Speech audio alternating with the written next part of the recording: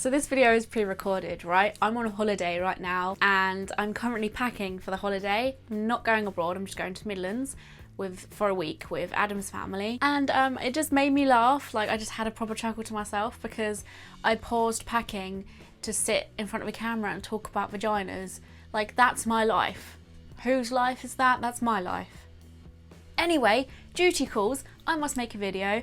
Let's talk about vaginas. You lot gave me some awesome suggestions for a taboo topic video, so keep the suggestions coming. I really want to know what you guys don't hear enough of or what you think more people should talk about, because I'm willing to do it. Today we're going to be discussing the normalities and the not normalities of a vagina. This was actually a suggestion from one of you, and when I read it, I wasn't going to do it at first. I was like, no, I'm not going to do that, because to me, I've never really personally had a problem with like being insecure about that part of my body.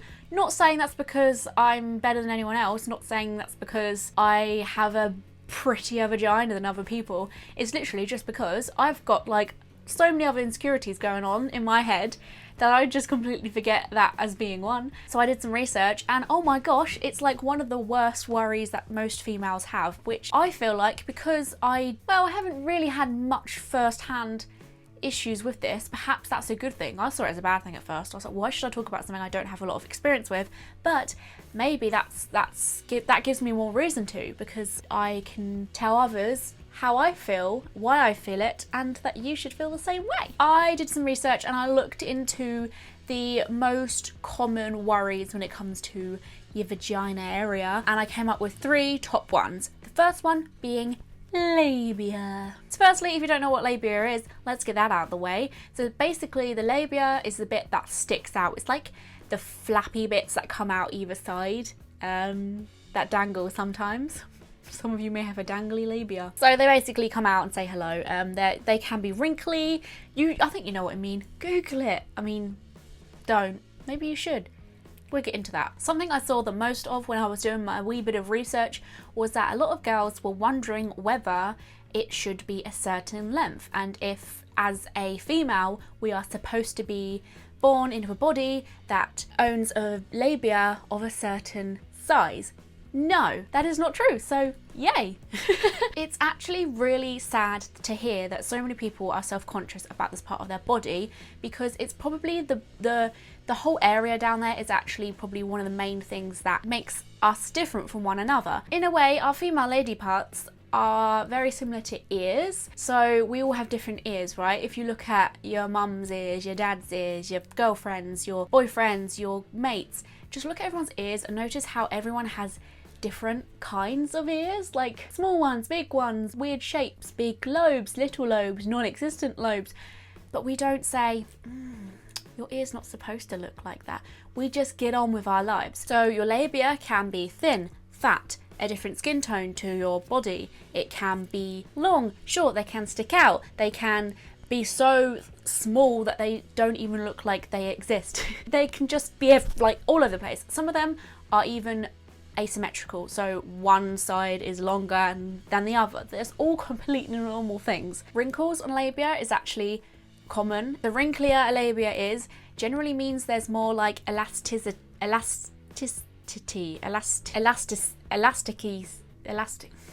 There's always a word in every video I make that I can't say. Elasticity that your labia has. I'm hoping that my sister won't mind me saying this, but my sister actually worked with a guy who's very famous for creating something called the vagina wall, and he was based in Brighton. I believe he's still there, and he made this vagina wall which basically demonstrated how different everyone is from one another. I personally find this bloody fascinating. I just find it so incredible to know that everyone's vagina is so different. In fact, sometimes I actually sit and wonder what someone's vagina might look like, purely because it's a really cool thing to think that we have different vaginas. So instead of, asking people to get their vagina out, which may be a bit of a strange question to ask, I've linked a website down in the description for you, and it's a website that shows real looking vaginas and the difference of labia. I think it's called like the labia gallery or something. Look at it, it's really good to just see the difference, and sometimes you can have a look to see where yours is, like, oh, that looks similar to mine. Which leads me to, never compare yourself to porn or a model, which will probably be in a porno. Just don't compare yourself to pornography, please, in any way. Just don't do it at all. But particularly for vagina cases, don't be comparing. I say this because 7 times out of 10, those vaginas have actually had surgery done on them. Yes, you can get surgery done on your vagina. So that's why they look, you know, too kind of, I would say, boring personally. There's like no character to a lot of vagina in porn. And as well as that, these models, it's what they do as a living. It is what their job is. So they have people to pluck, tweeze, wax, tan it, put makeup on it. Like, their vagina is ready for the world to look at, whereas yours is a normal vagina that is looked after well enough to be used as, you know, not for a film shoot's purposes. And even if it was, there's absolutely nothing wrong with a normal looking vagina. Also, I noticed how common it was that a lot of people online were complaining about their size being too big, which is interesting because I don't know if you know this, but on the inner skin of the labia, it actually has lots of nerve endings, so that can make you a lot more sensitive, and it can be more enjoyable during sex if it's played with and stuff. So like, you've got more sensitivity happening there if you've got a bigger labia. A weird rumour that I actually came across was that apparently some people believe that the size of your labia or the length or whatever differs depending on how many sexual partners you've had or how much sexual activity you've taken part in, which made me cringe. That is untrue. Nah, it doesn't change. It doesn't...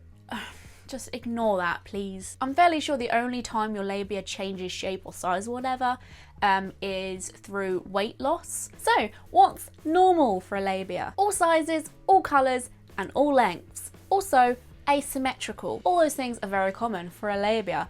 Not common and not normal, and probably needs to be checked up on, is any discoloration on your labia. Like, if you've got kind of patches or white spots or something like that, then you should probably ask your docs about it. Basically, if you're noticing any change. Itching, burning, and bleeding is also not a good thing, so go to your docs if you experience any of those. So the next most talked about thing on the internet to do with vaginas is, you've guessed it, the clitoris. We all knew this one was coming. Hey, come in!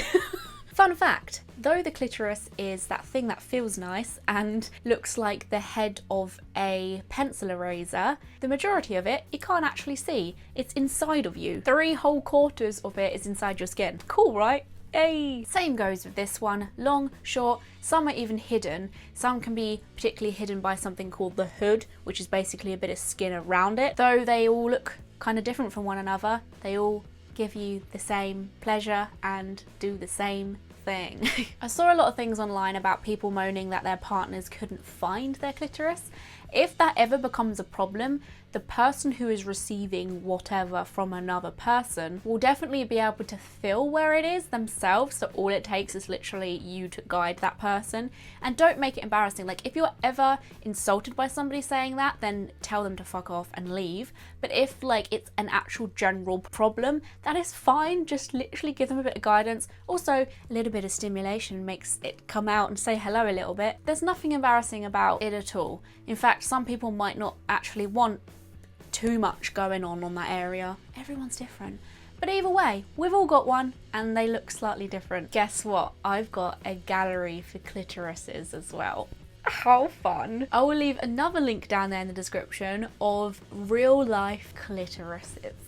Have fun, because it is so interesting again to see the different types. Why does things like that fascinate me? What is a normal clitoris? Short, long, or hidden? They're all completely fine. Not normal though would be pain or soreness, which can actually be through like too much masturbation or too much stimulation. That rhymed. The pain can actually be related to whether it is dirty, but that doesn't mean you should use soap, by the way. Don't use soap to wash down there. It is self-cleaning. Just wash like around it with soap, but not anywhere near it. And the itching could be a sign of yeast infection. And last but not least, the actual vagina. I say the actual vagina because it's funny how we just mention a vagina and we think of the entire thing, but really what the vagina is just the tiny little hole opening that the willy goes into, or whatever your preference is, and the period blood comes out. That is what the vagina is. It's not all this fancy stuff around it. And yes, it is common to have lumps and bumps on the inside unless you haven't hit puberty yet or you are going through menopause. So it's probably also quite helpful if you get to know your lumps and bumps and have a good rummage around because that can be helpful if you ever come across something new and you notice there's a bump there that's not usually there, and you can go get it checked out because it could be an STD. But no vagina canal is smooth, so bear that in mind. Basically the reason why it's like that is so that it can stretch, which is kind of grim, but during childbirth and sex, like, it has all those bumps and so it can like release.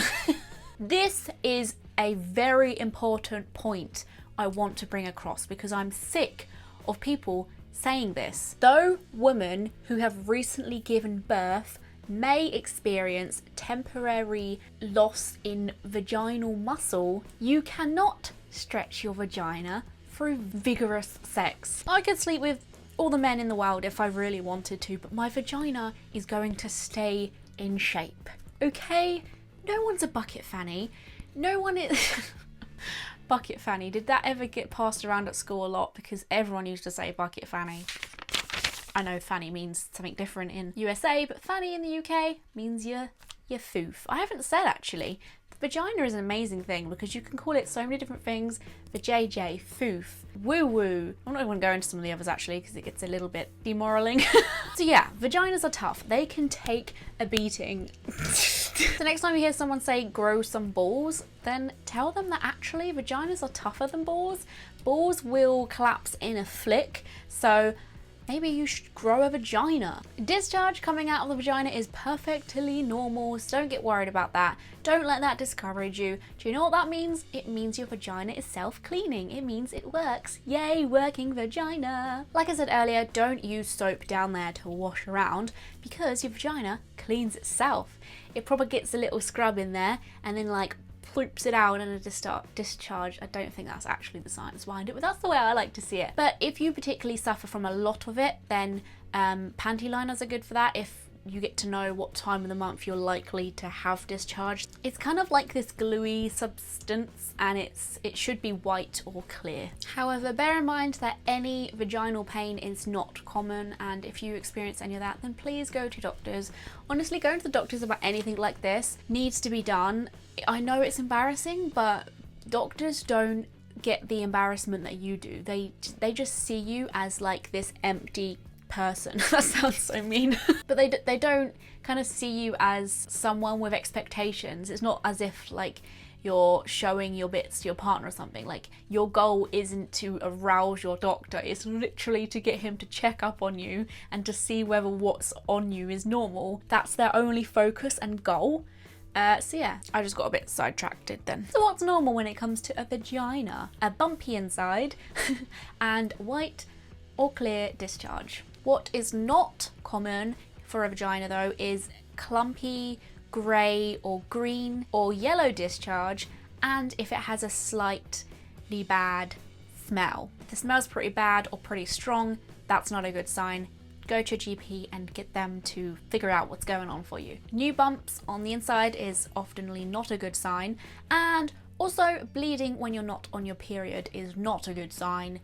That's something else that needs to be checked out. To be itchy or sore in or around is also not a good thing.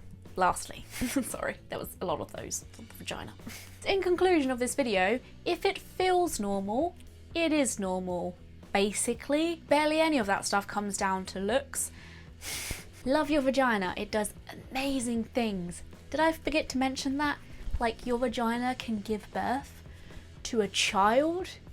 It can bring pleasure to yourself and others. Also, don't Next time you have a mirror that you can move around, stick it down there and have a good look. You will probably be surprised about what looks back at you actually, because we never see it face on, and it's quite interesting to see what it's like face on. In some cases, seeing it like that may make you feel differently about it, because seeing it from up top might not look as pleasing. I don't know, just do it, let me know. Let me know in the comments, how does your vagina look in a mirror? Sounds like some sort of like dating question. How does your vagina look in a mirror? Don't give it grief, you know? Wake up in the morning and say, I love you vagina. But yeah, that's it. I just wanted to talk about the most common stresses of a vagina and tried to talk about them as best as I could. But if I missed anything out, if you'd like me to go further down the line on something else in topic wise, then hit me up down there and I will make a video on it.